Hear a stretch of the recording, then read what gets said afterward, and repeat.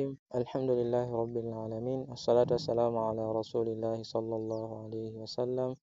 اللهم علمنا ما ينفعنا وانفعنا بما علمتنا وزدنا علما وألحقنا بعبادك الصالحين. اللهم ألهمنا رشدا وألهمنا الإخلاص والصواب في أعمالنا وأفعالنا وسقناتنا وجميع أعمالنا. رب اشرح لي صدري ويسر لي أمري واحلل عقدة من لساني يفقه قولي. أما بعد، السلام عليكم ورحمة الله وبركاته. Leo ni siku nyingine tena naendelea na darasa zetu. Kwa siku ya leo tunaingia katika darsu rabi', darasa la 4, al-huruf al-mutaharrika, herufi zilizotawanyika, al-harakat. Kwa Kiswahili neno al-harakat naweza kusema kwamba ni irabu. Au katika lugha ya Kiswahili kwamba tunafahamu kwamba katika miongoni mwa irabu ambazo zipo ni a, e, i, o na u. Lakini katika lugha ya Kiarabu kuna i ya kwanza hii. Yaani edit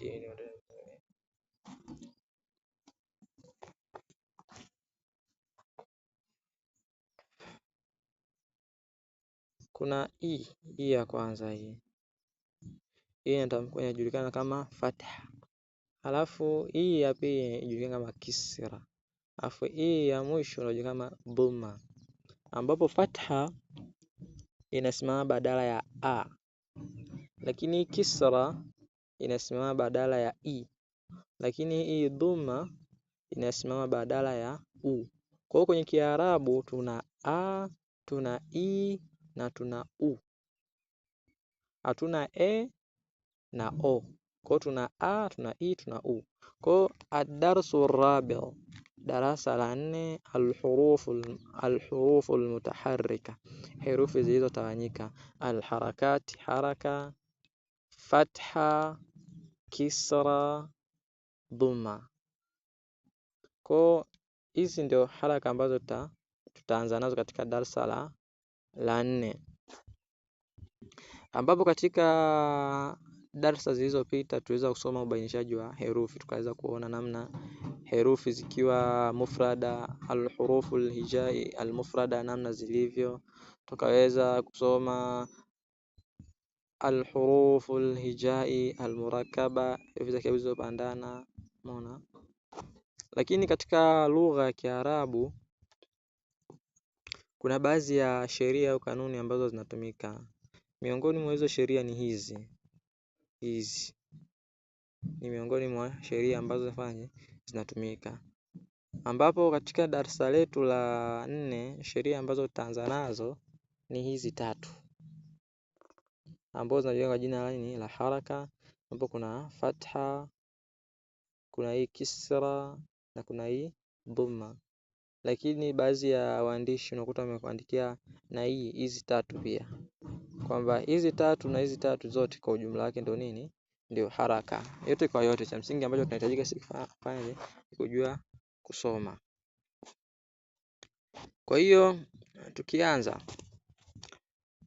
ad-darsu rabi', darasa la 4, al-hurufu al-mutaharrikatu, herufi zilizotengana au zilizoachanishwa au zilizoachana. Al-harakat, haraka, fatha, kisra, dhamma. Ambapo herufi ya kwanza tunaifahamu kwamba ni alif, na kwa juu yake kuna hamza. Ambapo hii sehemu mtu anaweza kusoma alif fataa, au mtu anaweza kusoma hamza fataa, au mtu anaweza kusoma alif hamza fataa. Yote ni sawa, ila sisi tutatumia njia nyepesi, tutasoma hamza fataa. Kwa hiyo ya kwanza inasomeka hamza fataa. Hii ya pili ni hamza kisrai. Alafu hii ya mwisho inasomeka hamza dhumeu. Nafahamu katika lugha ya Kiswahili, kwa mfano neno mtu akiandika herufi mbili, akaandika ba yani bibisco mbili, linakuwa neno ambalo halileti nini maana. Lakini neno hilo linapowekewa irabu kwamba kwenye ba ya kwanza kikiwa a na ba ya pili kikiwa a, inasomeka nini? Baba, inaleta maana. Kwa hata katika lugha ya Kiarabu kwamba herufi hizi ziweze kuleta maana, zinahitajika kuwepo na nini? Na hizi haraka, hizi irabu. Kwa hiyo tukisema hamza kama hamza ni herufi ambayo haina nini?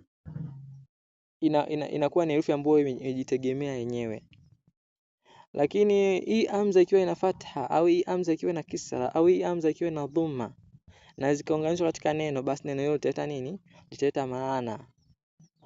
Kwa hapa tumesoma kwamba hamza fataa, hii hamza kisra, hii hamza dhumeu, ambapo inakuwa ni a i u. Lakini inayofuata ni ha. Kwa hiyo inasomeka ha fataa, ha kasra i, ha zumeu, ha hi hu. Na hii inayofuata ni ain fataa a. Hii inayofuata ni ain kasra i. Inayofuata ni ain zumeu. Kwa hiyo ni inasomeka a i u. Narudia, hamza fataa, hamza kasra i, hamza zumeu, a i u. Ha fataa ha, ha kasra hi, ha zumeu, ha hi hu. Inayofuata ain fataa, ain kasra i, ain zumeu, a i u. Kwa siku ya leo tutaishia katika hizi herufi tatu, hamza, ha na ain. Kwa darasa linalokuja tutaendelea, lakini toe kazi kidogo kwamba itahitajika kila mmoja wetu